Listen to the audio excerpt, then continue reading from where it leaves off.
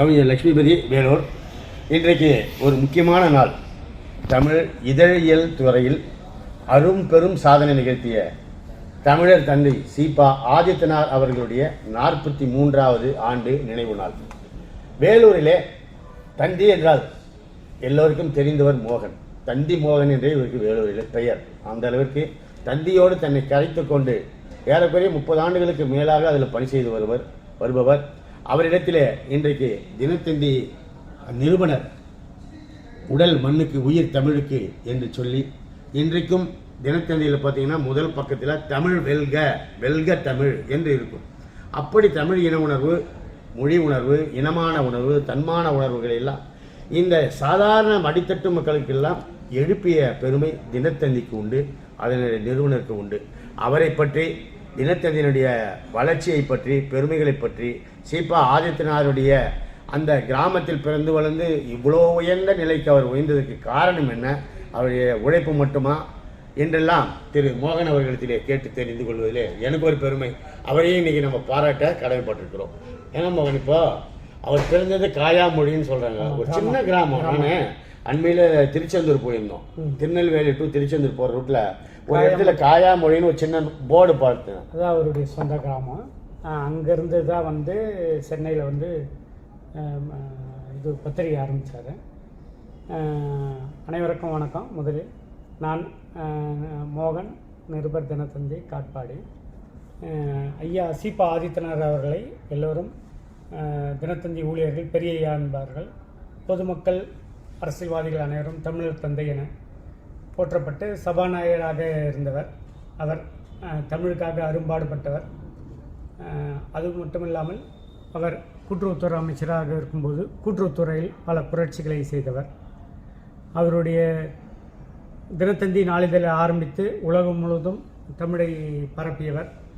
வட மாநிலங்களிலிருந்து வரும் ஆட்சியர்கள் உட்பட பலர் தினத்தந்தியை எழுத படிக்க கற்றுக்கொள்வது தினத்தந்தி தான் என கூறுவார்கள். அந்த அளவுக்கு தினத்தந்தி நாளிதழ் சிறப்பிடம் பெற்றது. அவர் பல்வேறு பகுதிகளில், மாவட்டங்கள் தோறும் தினத்தந்தியை ஆரம்பித்து அதனுடைய மக்களுக்கு தமிழ் போய் சென்றடைய வேண்டும் என பாடுபட்டவர். அவருக்கு பிறகு சின்னையா என போற்றப்பட்ட திரு சிவந்தி ஆதித்தனார் அவர்கள் ஆன்மீகம், விளையாட்டு, கல்வி என பல்வேறு துறைகளில் சிறந்து விளங்கியவர். கல்வி நிறுவனங்கள், திருச்செந்தூரில் பல்வேறு கல்வி நிறுவனங்களை ஆரம்பித்து இன்றளவும் செயல்பட்டு வருகிறது. பல்வேறு கோயில்களுக்கு திருப்பணிகளை செய்துள்ளார். விளையாட்டுகளில் பல்வேறு சாதனைகளை, ஒலிம்பிக் சங்கத்தில் தலைவராக இருந்து பல்வேறு சாதனைகளை படைத்துள்ளார். அவர் பத்மஸ்ரீ விருது பெற்று அவரை இந்திய அரசு கௌரவித்தது. ஆனால் இவருக்கு ஏதாவது விருது கொடுத்துருக்காங்களா? சீபா ஆதித்தனாருக்கு இந்திய அரசில் பெரிய விருது எதுவும் கொடுத்த மாதிரி அது எனக்கு சரியா தெரியல. அதே போல் அவரும் ஐயா ஆரம்பித்த தினத்தந்தி நாளிதழை இன்னும் பல்வேறு மாவட்டங்களில் பெருக்கினார். அதனால் வாசகர்கள் எண்ணிக்கையும் கூடியது. அவருடைய காலகட்டத்திற்கு பிறகு இன்றைய எங்களுடைய நிர்வாகத்தில் இருக்கும் சின்னையா அவர்கள் தினத்தந்தி நாளிதழை இன்னும் விரிவுபடுத்தி மும்பை உள்பட பல்வேறு மாநிலங்களில் தினத்தந்தி நாளிதழை விரிவுபடுத்தி தமிழை வளர்த்து வருகிறார். அது மட்டுமில்லாமல் தந்தி ஒன் என்ற பொழுதுபோக்கு சேனல் தற்போது புதிதாக ஆரம்பிக்கப்பட்டுள்ளது. மின்மினி என்ற சோஷியல் ஆப் தொடங்கி இன்று உலகம் முழுவதும் அதனை மக்கள் பார்த்து ரசித்து வருகின்றனர். அச்சு ஊடகத்தில் மட்டுமில்லாமல் தந்தி என்ற காட்சி ஊடகத்திலும் தினத்தந்தி இன்று நம்பர் 1 இருந்து சாதனை படைத்து வருகிறது. டிஜிட்டல் துறையில் புதிய புரட்சியை ஏற்படுத்தி மக்களோடு இப்பொழுதுள்ள மக்களோடு நெருங்கிய தொடர்பை ஏற்படுத்தி வருகிறார் எங்கள் ஐயா அவர்கள்.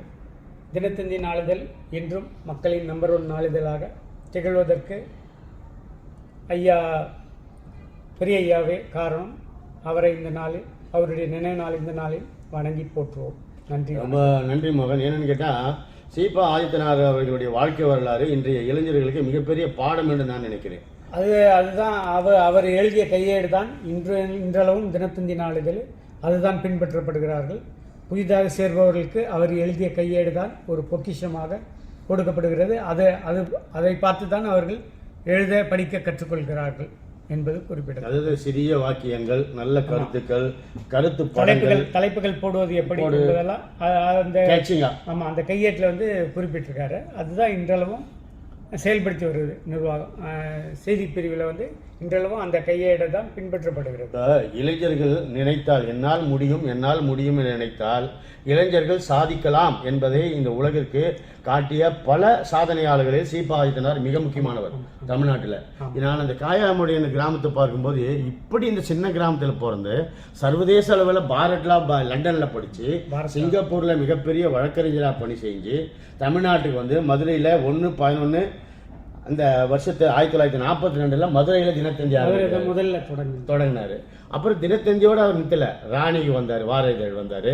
அவர் முதலில் ஆரம்பித்த வார இதழுக்கு பேர் தமிழர்.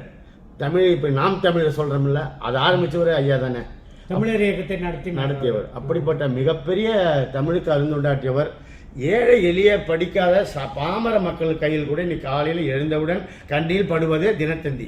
எழுந்தவுடன் தினத்தந்தி என்பது போல காலையில் சிலர் டீ குடிப்பது எப்படியோ அது போல தினத்தந்தி படிக்காமல் அவருடைய பொழுது கழியாது. தினத்தந்தி பார்த்தால் உலக செய்திகளை நாம் உலகம் அந்த அளவுக்கு கொண்டு வரணும்னு அவர் நினைச்சார். அது கையில் உலகன்றது போல டிஜிட்டலில் மின்மினின்ற ஒரு ஆப்பை வந்து புதுசாக தொடங்கி அதுவும் நல்ல அதுவாகும். அதனால் தினத்தந்தி என்கிற ஒரு மகத்தான மக்கள் இதழை ஆரம்பித்து இன்றைக்கு வானலாவ அளவில் இதை வளர்த்த பெருமை அந்த நிறுவனத்திற்கு உண்டு. அதனால் நிறுவனர் சீபா ஆதித்தனார் ஐயா அவர்களை இந்த நல்ல நாளில்னா நெஞ்சம் நிறைந்த நாளிலே நன்றி மலர்களை சொல்லி மக்கள் சார்பாகவும் வேலூர் வாசக வட்டத்தின் சார்பாகவும் நாங்கள் எங்கள் நன்றியை தெரிவித்துக் கொள்கிறோம். நன்றி மோகன், உங்கள் அன்பான நேரத்தை நன்றி எங்களுக்காக ஒதுக்கி இந்த பேட்டி கொடுத்ததுக்கு நன்றி. வணக்கம்.